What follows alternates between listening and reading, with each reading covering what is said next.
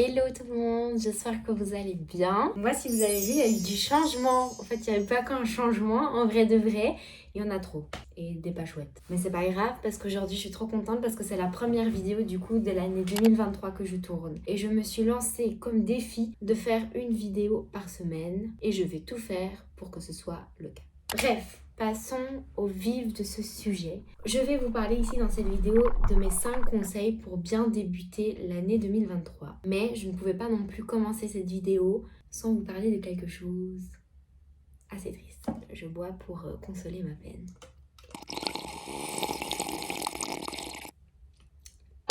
En fait, avant cette vidéo, je devais vous poster une autre vidéo que j'ai reportée déjà 2 fois la date de publication parce que cette vidéo parle de mon retour ici à Bruxelles depuis Bali. Mais il faut savoir que lorsque j'ai tourné cette vidéo avec Corentin, on avait déjà prévu de retourner à Bali. Sauf qu'en fait, entre-temps, il s'est passé des choses. Je ne m'épancherai pas ici plus sur le sujet, mais du coup, pour des raisons personnelles, on ne peut pas repartir. Je suis assez émotive face à cette vidéo. C'est pour ça que je l'ai souvent reportée. Donc voilà, je me suis dit que je ne pouvais quand même pas commencer l'année 2023 sans bien clôturer l'année 2022. Donc après cette vidéo-ci, la prochaine sera mon retour à Bruxelles. Et après ça, il n'y aura plus de Bali pendant un certain moment. Je vous rassure tout de suite. Bali, on y retournera. C'est juste une question de temps, mais le temps c'est pas maintenant. C'est pour ça que j'ai pas été très active parce que je devais digérer la chose. Mais je vois le positif en fait, que ça a aussi de rester ici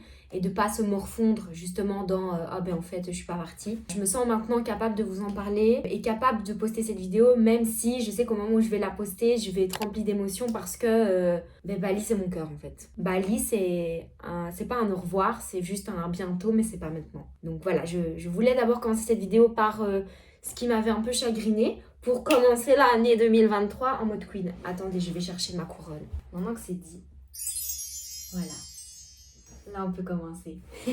Attendez, parce que, en fait, il faisait trop froid, mais là, j'ai trop chaud. C'est l'effet de la vidéo, je crois. Vous trouvez pas que le orange me va grave bien? Parce qu'en fait, c'est à cause de ma copine Margot. Avant, je mettais jamais des couleurs en hiver. Je m'habitais qu'en noir et gris et tout. Et puis, je l'ai vue, elle, mettre des couleurs. Et du coup, je me suis dit, ben, moi aussi, je vais mettre des couleurs dans ma vie. Et du coup, ben, voilà. Conseil numéro 1, c'est de ne pas se fixer des résolutions. Chaque année, on se fout une pression monstre en mettant une liste comme ça de résolutions avec je veux arrêter de fumer, je veux faire du sport, je veux maigrir. Et on va pas se mentir, déjà au mois de février, les résolutions elles partent parce que c'était des projets trop ambitieux ou soit pas réalistes du tout ou soit trop différents de nos habitudes. Moi j'ai envie que cette année, on pense à nous et on arrête de faire des trucs bullshit. Pour moi, une des façons d'y arriver, c'est de se fixer des objectifs réalisables par mois. Parce que se fixer un objectif pour dans un an, pour le cerveau, c'est compliqué. Alors tu peux avoir des objectifs globaux en disant, bah là, cette année, j'ai envie d'emménager avec mon copain. Ok. Mais essaye de faire des choses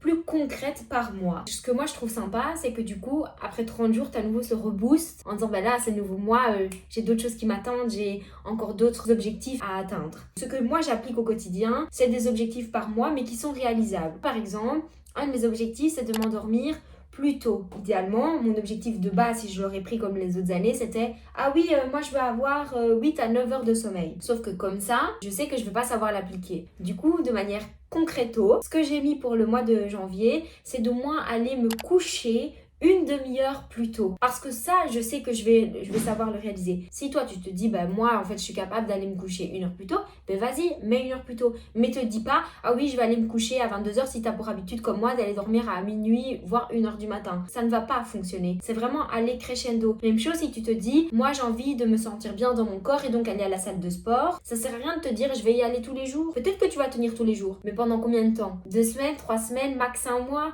Après, tu vas en avoir marre. Tu préfères rester dans ton canapé, regarder Netflix. Il n'y a pas de problème à regarder Netflix. Mais du coup, ton objectif ne sera pas atteint parce que il aurait été trop ambitieux pour toi. Alors vraiment, fixe-toi des objectifs pour ce mois de janvier. D'ailleurs, n'hésite pas à me le dire en commentaire. Tes objectifs de ce mois de janvier et concrètement, comment tu vas l'appliquer. Conseil numéro 2. J'adore. 2. En fait, je suis trop deg. Je venais de vous filmer mon conseil numéro 2 et à un moment, je me rapproche de la caméra et je vois que les chiffres, ils tournent pas. Comment j'ai le démon. Bref, du coup je disais, conseil numéro 2, hyper important, c'est de bâtir tous tes objectifs en projet avec un vision board. Moi avec les filles de l'accompagnement Boost Self Love, je pars toujours de la technique de l'entonnoir. Ok, t'as un objectif, arrêtez de fumer. In concreto, comment est-ce que tu vas faire? Quelles sont les étapes que tu vas suivre? Pour ça, je trouve qu'un support qui fonctionne bien, c'est le vision board. Je vais d'abord expliquer peut-être que c'est un vision board pour ceux qui ne connaissent pas. C'est faire un tableau avec un ensemble d'images, de phrases ou de représentations qui représentent nos goals, nos objectifs, nos défis pour l'année 2023. Quand je me suis lancée dans le coaching et dans le développement personnel, il y avait des messages que je n'avais pas compris. Par exemple, quand on parlait de vision board et de la visualisation, c'est ce à quoi sert un vision board, c'est de pouvoir visualiser en fait les goals, les objectifs de l'année 2023. J'y croyais pas du tout. Mais en fait, j'ai compris que il fallait aller derrière ça. Quand tu visualises ton objectif, quand tu te visualises dans ta maison, quand tu te visualises arrêter occupé à te fumer, ça t'aide à ce que toutes tes actions du quotidien ou toutes tes pensées aillent dans la même direction. Que quand tu n'as pas cet objectif ou quand tu ne visualises pas, tu risques de prendre des chemins comme ça dans tous les sens. J'avais la même chose avec les pensées positives. Moi, je me disais, c'est pas parce que tu vas devant un miroir et que tu te dis, voilà, j'ai confiance en moi, je suis belle, je suis rayonnante, que du coup, tu vas l'être. Mais après, je me suis rendu compte que c'est pas en se disant, ouais, je suis moche, j'ai grossi, j'ai un bourrelet par-ci, j'ai ci, j'ai ça, j'ai une mèche de cheveux qui va pas bien, que tu vas te valoriser. Et donc, quand vous entendez des messages dans le développement personnel, essayez d'aller derrière ça, essayez d'aller plus loin et de voir ce qu'il y a caché derrière, parce que c'est là, en fait, que se trouve le vrai message. Pour en revenir au vision board, c'est important de pouvoir se poser et de se dire, ok, qu'est-ce que j'ai vraiment envie? Qu'est-ce que j'ai vraiment envie d'accomplir? Quel défi je suis prêt à relever cette année? Et de pouvoir mettre des images qui représentent ça. Et des images qui vous parlent, qui sont attrayantes et pas des bêtes d'images comme ça. Et le mieux, c'est de pouvoir l'accrocher quelque part, que vous puissiez le voir assez fréquemment pour que ça reste là. Dans la vie, c'est comme ça. Et donc peut-être qu'il y a des jours que tu vas te rapprocher de ton objectif, de ton défi, de ton goals, et qu'il y aura des jours où tu vas peut-être un petit peu t'en éloigner. Mais n'oublie pas qu'à la fin du chemin, tu auras tout mis en place pour l'atteindre. J'ai entendu avec les filles de l'accompagnement Boost Self Love, oui mais en fait cette année je voulais emménager avec mon copain mais j'y suis pas arrivée, mais à côté de ça j'ai mis de l'argent de côté. Ok, mais tu as fait déjà un pas vers cet objectif-là. Peut-être que tu vas pas l'atteindre, mais en tout cas tu auras fait toutes des actions vers cet objectif-là. Et donc bref, pour moi, le vision board, c'est vraiment super important. Donc n'hésitez pas à me partager aussi vos vision boards. Si vous voulez me le partager, ça avec grand plaisir sur mon Instagram que je mettrai ici quelque part.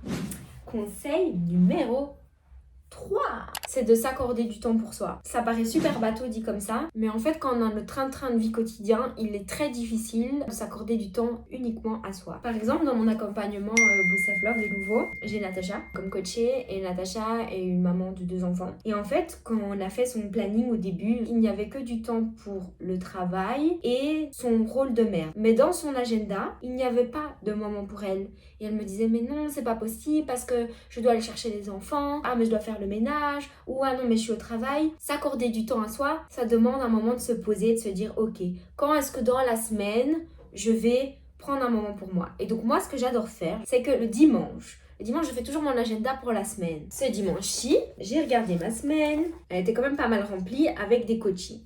Du coup, ce que je me suis dit, c'est voilà, j'ai le lundi matin qui est entre guillemets disponible, mais j'ai aussi le vendredi après-midi et le samedi matin. Je me suis dit, qu'est-ce que j'ai vraiment envie de faire dans ces temps-là et qu'est-ce qui pourrait me faire du bien? Moi, un truc que j'adore, que je sais qui n'est pas écologique, mais je le dis quand même, c'est de prendre des bains, me faire des masques, etc. C'est mon temps dans la semaine qui me permet de... J'avais déjà ça quand j'étais assistante sociale. Je vivais des journées riches en émotions et en fait, le soir, me mettre dans mon bain, ça me permettait juste de...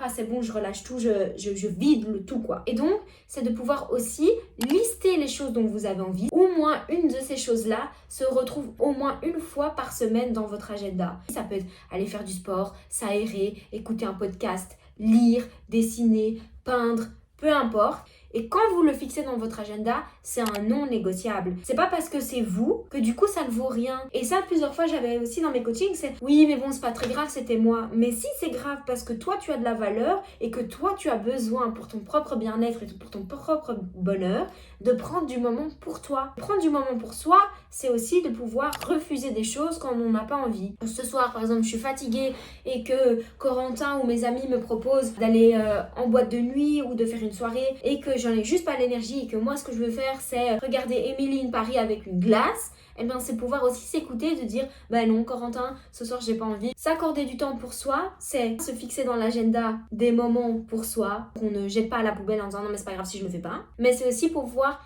écouter son rythme et vivre avec son rythme. Si tu sais que t'es pas du matin, ne mets pas des choses le matin. Le quatrième conseil que j'avais envie de vous donner, c'est... En fait, j'arrive pas à le formuler de manière positive. Apprenez des situations qui ont été difficiles. Pendant tout un temps, j'avais l'art de, quand il y avait quelque chose qui se passait pas comme prévu, de m'apitoyer sur mon sort et d'être ma propre victime. L'exemple pour Bali. Je pense que c'est le meilleur exemple que je peux prendre. En temps normal, j'aurais réagi. Je vais pas repartir à Bali, je suis qu'une merde, j'aurais dû faire ci, j'aurais dû faire ça, mais en fait c'est de ma faute. Dans un truc négatif, de victimisation, etc. Tu te pourris la vie en fait en faisant ça. Parce qu'en fait, le passé, on sait pas le changer. La situation, elle est comme ça. Ça sert à rien de te victimiser, ça ne va rien changer. Par contre, ce que tu peux faire, c'est te dire, cette situation-là, elle m'apprend quoi sur moi? Elle m'apprend quoi de manière générale? En fait, ça permet de ne plus être dans ce cercle vicieux de victimisation et de rester là, à s'apitoyer sur son sort, mais plutôt de se dire, ok, ça m'énerve, ça me fait... Mais j'apprends. Maintenant, qu'est-ce que je peux faire pour aller de l'avant? Qu'est-ce que je peux faire pour quand même atteindre mon objectif? Il faut un temps pour digérer les choses. Quand le projet Bali est un peu s'est mis en pause, je me suis pas dit « Oh, trop bien, on pense au positif, on voit le but, trop bien, nanani, nanana. » Non, j'ai dit « Ok, là je suis pas bien, je dois faire le deuil du fait que je reparte à cette date-là. » Et c'est pas de la victimisation, c'est l'acceptation de la situation. C'est encore différent. Mais elle doit pas durer ad vitam aeternam. Ensuite, le temps de l'action. Qu'est-ce que je peux faire là, aujourd'hui, demain, après-demain, pour aller dans cette direction-là? Peu importe la situation qui t'a touché, tu t'es dit « Ah, c'est de ma faute, nanani, nanana », change ce discours interne, accepte la situation et demande-toi qu'est-ce que tu peux faire là maintenant pour aller dans cette direction-là. C'est fondamental. On passe au conseil numéro 5. C'est mon conseil préféré. Et je pense que j'en parle la plupart du temps quand on me demande si t'as un conseil à me donner, si t'as un truc à me partager, ce serait quoi? Sachez vous entourer. L'entourage est quelque chose de fondamental. J'en ai parlé lors de mon podcast. J'expliquais qu'on est le reflet des 5 personnes qui nous entourent. Et quand on sait ça, ça fait réfléchir. Je pense que le fait de débuter une année, ça peut être le moment de se questionner sur les gens qui font partie de notre vie. Que ce soit au travail, au niveau personnel, familial ou autre. Et de faire le point sur les personnes qui vous apportent du positif. Souvent, quand on fait ce travail-là, on voit qu'il y a des personnes qui sont, pas utiliser le mot toxique parce que j'en ai marre d'entendre ce mot, qui sont nocives pour nous. Ça ne veut pas dire qu'elles sont nocives de manière générale, mais qu'en tout cas, pour nous, elles ne sont pas positives. C'est super important de pouvoir poser ses limites et de mettre un stop à cette relation, bien que ce soit plus facile à dire qu'à faire. Si tu es entouré de personnes qui ne croient pas en toi, qui ne t'aiment pas, qui t'apportent pas du positif, qui te soutiennent pas, cela va impacter ton moral d'office. C'est indéniable. Ceux qui disent « Oui, moi, le regard ou ce que les gens pensent, je m'en fiche », nuance. Peut-être que tu n'accordes pas énormément d'importance, mais en tout cas, on aura beau me dire quoi que ce soit, je n'y crois pas sur le fait que si tu as un entourage qui ne croit pas en toi, qui t'élève pas vers le haut, qui te soutienne pas, que tu sois en mode « Ouais, trop bien, trop chouette, j'aime trop mon environnement ». J'y crois pas du tout. Je sais que ça peut paraître extrême ce que je dis, mais il faut le faire pour soi. Parce qu'en fait, sinon, c'est comme si on laissait la porte ouverte à quelqu'un pour directement nous mettre des couteaux ici, partout. Et pendant longtemps, j'ai trop laissé cette porte ouverte avec des personnes qui n'étaient pas toujours bien intentionnées. Je me disais, non, mais c'est pas grave, c'est rien, c'est moi qui dois faire un travail. Non, en fait, si cette personne, elle ne respecte pas ton intégrité, si cette personne ne t'apporte pas du positif, elle n'a rien à faire dans ta vie. Mettre un cadre, mettre des limites, savoir dire non, c'est un travail du quotidien. Et je le sais parce que j'étais incapable de le faire avant. Aujourd'hui, j'ai fait un tri énorme dans mes amis / connaissances, parce qu'il y avait des personnes qui ne m'apportaient pas du positif. Mais c'est pas que ces personnes étaient négatives, mauvaises ou quoi, mais c'est juste que là, à l'instant T, dans ma vie, dans l'océan d'aujourd'hui, c'était pas positif. Après, il y a aussi un degré, c'est-à-dire que si la personne, c'est ton amie, elle t'apporte du positif, mais qu'elle a fait quelque chose qui n'était pas ok, qu'elle t'a pas respecté, t'es pas obligé de, du coup, mettre un terme à la relation. Mais c'est pouvoir dire, écoute, là, moi, je me suis pas sentie respectée. Et vraiment, l'entourage, pour moi, c'est la clé du bonheur. Il n'y a rien à dire. C'est pour ça que je voulais terminer par celui-là, parce que pour moi, sans l'entourage, c'est compliqué. Je parle par expérience. C'est très compliqué. J'ai la chance de pouvoir être entourée par des amis qui croient en moi, qui croient en mes projets, par mon copain, etc. Mais ça n'a pas toujours été le cas. Je peux vous garantir que parfois c'est mieux de mettre un stop à des relations plutôt que de les laisser bousiller tout ce qu'il y a là. Après ça tourne dans vos têtes et après du coup vous commencez à douter, vous commencez à vous dire mais peut-être que cette personne a raison, alors que non, non, non. Donc voilà, ça c'était mon dernier conseil. Est-ce que vous voulez que je vous partage mes objectifs? Ok, c'est bon, je vais vous partager mes objectifs.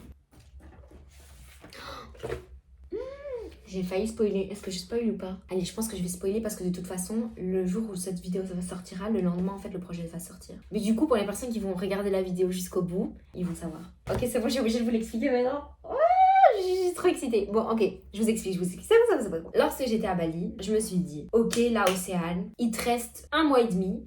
Qu'est-ce que tu as envie de mettre en place, que tu t'es fixé comme objectif et que tu as reporté parce que tu croyais pas en toi? Moi, ce que je veux absolument, c'est de créer mon notebook. Parce que avant, j'écrivais dans des cahiers comme ça, avec des lignes parfois trop petites parce que moi j'ai une grande écriture. Quand tu écris de l'autre côté, tu as la forme de l'écriture parce que ça a transpercé, parce que c'est pas du bon papier, parce qu'il y a du plastique et j'ai pas envie de plastique. Bref, je me suis dit, moi je veux créer le notebook de mes rêves en fait. Je me suis dit, la fin de 2022 approche, il faut que j'avance sur ce truc parce que je peux pas me lancer un défi que je laisse comme ça parce que j'ai pas suffisamment confiance en moi ou que j'y crois pas ou que ça me fait peur. En fait, c'est pas que j'avais pas confiance en moi, c'est que ça me faisait peur. Et du coup, je me suis dit, ok, là c'est bon, je commence à le créer. Je me dis, ok, qu'est-ce que je vais choisir? C'est pour ça que je vous ai fait un sondage, des spirales, pas spirales, avec des lignes ou pas de lignes, feuilles blanches, bref. En plus, pour ceux qui regardent bien, en fait, tous les colis sont là. Bref, je vous le montre ou pas? Ah, je suis très excitée. Ok, c'est bon, c'est bon. Attention, on va dans vous. Il n'est pas trop beau. Je suis trop contente. Ça, c'est mon bébé en fait. Alors, la caméra, on voit pas bien, mais il est tout rose pâle. Et là, c'est brillant et tout, c'est trop beau. Avec le titre Think Unlimited. Pensée illimitée. Parce que moi, le but de ce notebook, c'est que vous puissiez, j'ai dit notebook, c'est que vous puissiez noter tous vos pensées, vos objectifs, vos défis pour l'année 2023. Parce que c'est important de pouvoir à un moment se poser et d'écrire tout ça. Et moi, j'adore. Et du coup, c'est pour ça que je me suis dit, je vais créer mon propre notebook. L'intérieur, c'est le même principe à chaque fois, mais je ne vais pas tout vous montrer. Comme ça, il y a quand même une partie de surprise, suspense pour demain. Donc, à chaque fois, il y a une citation qui m'a beaucoup parlé, en tout cas dans le cheminement de mon épanouissement personnel, de ma confiance en moi. Je me suis dit qu'en fait, vous aussi, ça pouvait vous porter. Et alors après, il y a des lignes comme ceci, avec des petits cœurs tout mignons et le titre Pensée illimitée pour que vous puissiez laisser cours à vos envies, votre imagination, ce que vous avez envie d'écrire. Comme il y en a qui voulaient avec les lignes, d'autres qui voulaient des petits points, d'autres des feuilles blanches, j'ai trouvé un compromis pour satisfaire tout le monde. Là, il y a des lignes, là, c'est page blanche, et ça, à chaque fois. Comme ça, s'il y en a qui veulent écrire et de l'autre côté dessiner, il y a quand même une page pour dessiner, pour faire des schémas ou que sais-je. Et donc, à chaque fois, c'est le même principe. Vous avez une dizaine de feuilles, une citation. Une dizaine de feuilles, une autre citation. Moi, personnellement, je le trouve trop beau. C'est moi qui ai tout fait de A à Z, toute seule. Et c'était vraiment mon premier projet, quoi. Et du coup, je suis trop contente du rendu. Donc, j'espère que ça vous plaira. Toutes les infos seront en barre d'infos. Et on se retrouve du coup demain sur mon Instagram pour que vous puissiez vous procurer votre petit notebook Think Unlimited. Et du coup, là n'était pas le sujet. Normalement, je ne vais pas faire la promotion de ce notebook-là maintenant. Je vais vous parler du coup de mes objectifs. Alors, un de mes objectifs, c'est de repartir à Bali. Comme j'ai dit, c'est pour des raisons personnelles. C'est vrai que je ne peux pas y aller, donc j'ai pas envie de vous dire là maintenant concrètement comment je vais atteindre cet objectif, qu'est-ce que je dois mettre en place, etc. L'autre objectif, c'est de pouvoir vivre de mon business à temps plein. Parce que pour ceux qui ne le savent pas, il y a encore 2 mois et demi, j'étais salariée et du coup là je suis passée en tant qu'indépendante full et du coup je ne vis pas à l'heure actuelle de mon activité et du coup c'est pour ça que j'ai fait un plan financier pour chaque mois avec combien de coaching je dois avoir pour rentrer dans mes comptes, etc. Mais donc je suis partie d'un objectif qui est là, pouvoir vivre de mon business et après du coup, technique d'entonnoir, j'ai essayé de le rendre le plus concret possible. Ensuite, j'ai mis prendre une place plus importante dans le secteur de l'aide à la jeunesse. Alors c'est vrai que je suis plus assistante sociale, en tout cas plus en mode salarié, mais j'aimerais quand même pouvoir m'investir auprès de ces enfants parce que c'est moi. Alors je n'ai plus envie de travailler dans ce secteur-là, mais j'ai envie de pouvoir avoir quand même un lien avec ces enfants-là et j'aimerais du coup organiser des événements sur l'année, que ce soit des collectes de vêtements, des séminaires, une journée par exemple à Walibi ou même dans un parc pour qu'ils découvrent les animaux, etc. Enfin bref, j'ai plein d'idées. Ça, j'aimerais vraiment m'investir encore plus parce que c'est moi et que j'ai le temps et je dois trouver le temps pour le faire parce que sans ça, je ne suis pas heureuse. Alors, un autre objectif, créer un notebook level 2 ou quoi. Là, c'est un notebook comme ça, mais il y a un projet 2.0 qui est en route. Et de nouveau, technique de l'entonnoir, j'ai dit ok, ce mois-ci, ça pour le notebook 2.0. En février, je dois faire ça. Encore un objectif en 2023, c'est de pouvoir faire un week-end avec mes coachés. Ça, c'est vraiment quelque chose que j'ai envie de faire parce que pour moi, quand on se voit en vrai et quand on a une immersion pendant un week-end en dehors de tout ce qu'on connaît, ça apporte beaucoup. J'aime beaucoup le fait de pouvoir se réunir, de pouvoir vraiment avoir une ambiance entre femmes pour avoir plus confiance en soi et faire des ateliers et tout ça. Et du coup, la même chose, entonnoir, j'ai prévu de prévoir le lieu maintenant, prévoir la date, puis après, du coup, de choisir si je veux le faire toute seule ou pas, faire un plan financier, etc., etc. Toujours la même technique. Sinon, j'ai mis me prendre des vacances parce que je me connais. Si je continue comme ça, je vais travailler tous les jours et c'est pas le but. Par exemple, ici, j'ai pas pris réellement de congé. Il faut absolument qu'à un moment donné, je me fixe des moments de congé dans l'année pour que je puisse prendre soin de moi. On fait référence au conseil que je vous ai donné avant et de juste pas penser travail. J'adore ce que je fais, mais comme tout être humain, à un moment donné, il faut savoir faire pause pour pouvoir repartir de plus belle. C'est pouvoir écouter mon rythme et me poser des vacances.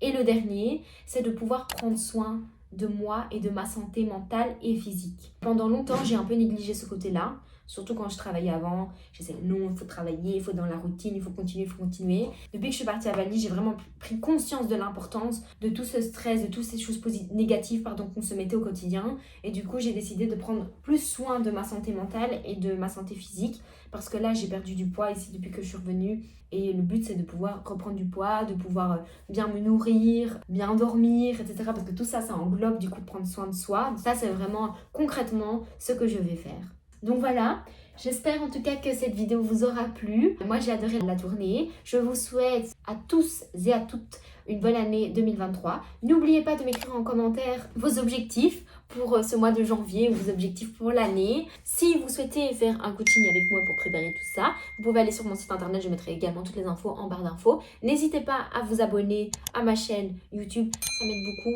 Je vous ai pas dit tous mes objectifs, mais un de mes objectifs, c'est vraiment pouvoir me développer sur YouTube parce que j'adore ça, vraiment j'adore ça. Et on se retrouve du coup la semaine prochaine avec ma vidéo de Bali que j'aime beaucoup. Plein de gros bisous et à la semaine prochaine.